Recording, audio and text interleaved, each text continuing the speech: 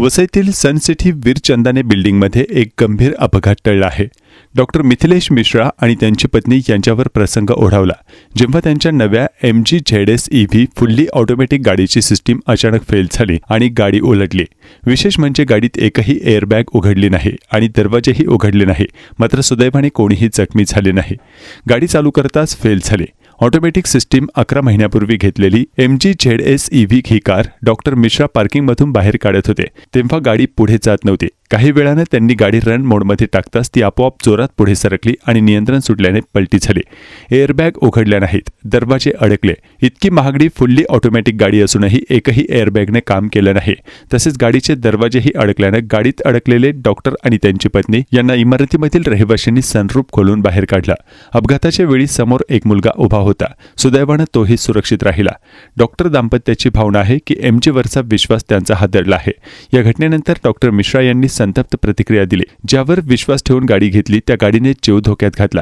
जर आमचा किंवा कोणाच्या जीविताला काही झालं असतं तर जबाबदार कोण, असा प्रश्नही त्यांनी उपस्थित केला. या प्रकारामुळे MG मोटर्ससह संबंधित यंत्रणा आणि शासनाकडे डॉक्टर दाम्पत्याची मागणी आहे की अशा गाड्या रस्त्यावर उतरण्यापूर्वी त्यांची नीट तपासणी होणे अत्यंत आवश्यक आहे.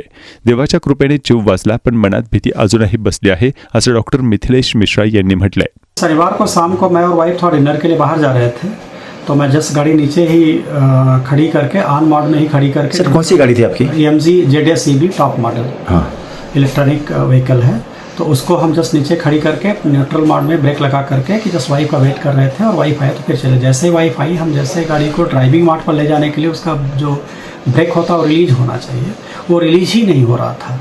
एक 30-40 सेकंड तक मैं ट्राई करता रह गया और फिर जैसे ही हम ट्राई करते हुए कभी ब्रेक प्रेस कर रहे हैं, कभी उसको न्यूट्रल से ड्राइविंग मोड ले आ रहे हैं, एकाएक गाड़ी बिल्कुल जंप की, उसका ब्रेक रिलीज हुआ. इतनी फास्ट गई कि मुझे और कुछ समझ नहीं है एक्सेप्ट है कि मुझे राइट साइड एक लड़का दिखा और उसकी जान बचाने के लिए हमें लेफ्ट साइड गाड़ी टर्न कर दिया. जैसे लेफ्ट साइड गाड़ी टर्न हुई, उसमें एक फायर ब्रिगेड का एक पाइप था जो पानी का, उससे टकराकर गाड़ी लेफ्ट साइड पलट गई. और इस दौरान ना तो उसका एयर बैग खुला, ना ही उसका ऑटो ब्रेक ऑन हुआ.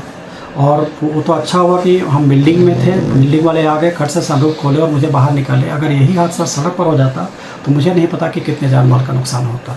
और एक्चुअली मुझे काफ़ी डर लग गया उसके बाद से. सर क्या बोलेंगे सर यार कंपनी से, MG कंपनी से और सरकार भी क्या आपकी? मुझे लगता है कि MG कंपनी को भी अपना इस जो ये मैल फंक्शन हुआ कि ड्राइविंग मोड पर गाड़ी क्यों नहीं है, ब्रेक रिलीज क्यों नहीं है, इसको ध्यान रखना चाहिए. और जब भी आप बोलते हैं कि ये सब इलेक्ट्रॉनिक है, सब ऑटो सिस्टम है, तो उसकी सेफ्टी फीचर्स को सरकार को भी ध्यान रख करके तभी ऐसी कंपनीज को अलाउ करना चाहिए.